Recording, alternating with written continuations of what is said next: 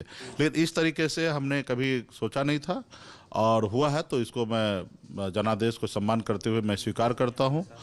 और आने वाले समय में हम लोग और भी मंथन करेंगे क्या कारण है। अभी फर्स्ट दृष्टिकोण से तो एक ही चीज़ दिख रहा है कि बिहार के सभी जाति धर्म के माता बहन जो है उन्होंने नीतीश जी पे भरोसा किया, क्योंकि नीतीश जी का अंतिम चुनाव था और 10,000 रुपये उन्होंने टोकन दे दिया। जीविका दीदी के जरिए लोगों तक मैसेज गया है कि आपको 1,90,000 रुपया हम और देंगे। तो खैर वो इस लेके होगा, क्योंकि पैसा का तो बोलबाला हमेशा इस धरती पर रहा है। पहले हमारे लोग, गरीब लोग वोट को बेच देते थे। रात के अंधेरे में पैसे वाले लोग, दबंग लोग चले जाते थे और रात को पैसा बांट कर और जनादेश को चोरी कर लेते थे। विधायक, सांसद और राज्य में मंत्री बना लेते थे, सरकार बना लेते थे। हम लोगों ने लोगों को काफ़ी जागरूक किया है। लोग जागरूक हुए हैं, रात को वोट तो नहीं बेच रहे, लेकिन उसको लोगों ने पैटर्न बदल दिया। दिन के उजाले में और अनलीगल काम लीगल तरीके से, और राज्य के जनता का ही पैसा और जनता के पास में पैसा दी जा रही है, और उसको बताया जा रहा है कि ये चावल मैं अपने घर से दे रहा हूँ, ये 10,000 रुपये अपने जेब से दे रहा हूँ। और उस नाते लोगों ने वोट कर दिया है, और लोगों का अपनी बेरोजगारी, अपनी हजारों समस्या को नहीं देखकर 10,000 और 1,90,000 के वजह से वोट किए हैं। तो खैर जो भी जनता ने, माता बहन ने निर्णय लिया उसको मैं सलाम करता हूं। मेरा उस पर कोई टिक्का टिप्पणी नहीं है।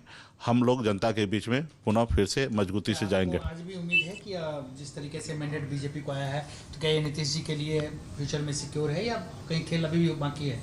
ना, अभी क्या खेल होना नहीं होना तो वक्त का बात है, समय की बात है। इस पर हम क्यों टिक्का टिप्पणी करें? हम लोगों का क्या इससे लेना देना है? जो इनके पास बहुमत है वो सोचे, जिनके पास चीजें है। हमारे पास तो कोई बहुमत है नहीं कि हम।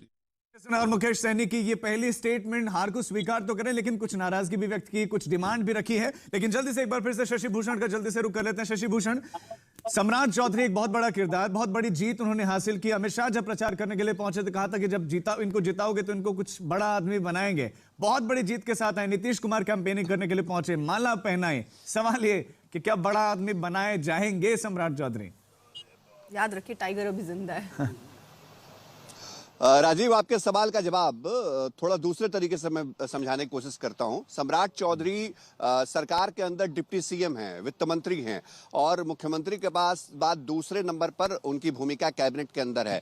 आपको, हमको, किसी को ये नहीं भूलना चाहिए कि चुनाव की घोषणा के पहले सरकार ने 26 बड़े फैसले किए। उन बड़े फैसलों में मुख्यमंत्री महिला रोजगार योजना, जिसके तहत 10,000 की राशि है, वो भी शामिल थी। तमाम अलग अलग आंगनबाड़ी सेविकाओं, जीविकाओं, सबका मानदेय बढ़ाने का फैसला था। जो नीतीश कुमार का मॉडल है गवर्नेंस का, उसमें वो फ्रीबीज का विरोध करते रहे हैं। लेकिन अगर उनको इस फैसले के लिए किसी ने तैयार किया तो वो किसने किया? वो सम्राट चौधरी ने किया। वो वित्त मंत्री थे, उन्होंने कन्विंस किया। सरकार के अंदर साल आगे विकास को बढ़ाने का मुहर लगा। पूरे पटना में मुख्यमंत्री को लेकर के पोस्टर लगाया, सर टाइगर अभी जिंदा है, क्या कहेंगे? कौन टाइगर? नीतीश कुमार को लेकर। टाइगर नीतीश कुमार है ही। आप रिजल्ट नहीं देख रहे हैं?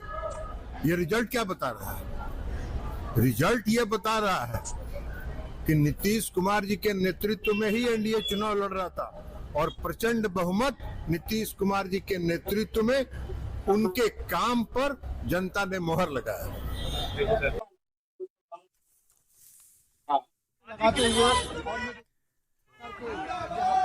तो ये आतिशबाजी की समय आप तस्वीरें देख रहे हैं, और ये जेडीयू के कार्यकर्ता हैं जो खूब आतिशबाजी अर्पिता करते हुए दिखाई दे रहे हैं।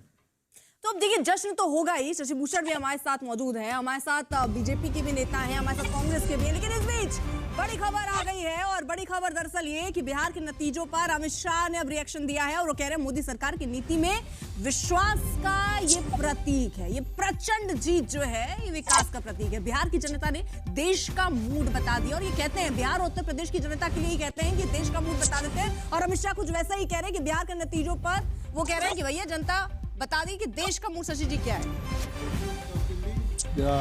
बिहार कहीं ना कहीं रिफ्लेक्ट करता है, और इस जीत के बाद ये तो तय हो गया कि मोदी और नीतीश दो ही के चेहरे पर चुनाव लड़ा गया था। तो अमित शाह जो बोल रहे हैं सही बोल रहे हैं, इसमें तो कहीं कोई दो राय नहीं है। और अगर कोई भी ये माने कि मोदी जी के बिना भारतीय जनता पार्टी में कुछ हो रहा है तो वो जाती होगी। तो जाहिर है कि भारतीय जनता पार्टी के नियामक के तौर पर मोदी जी को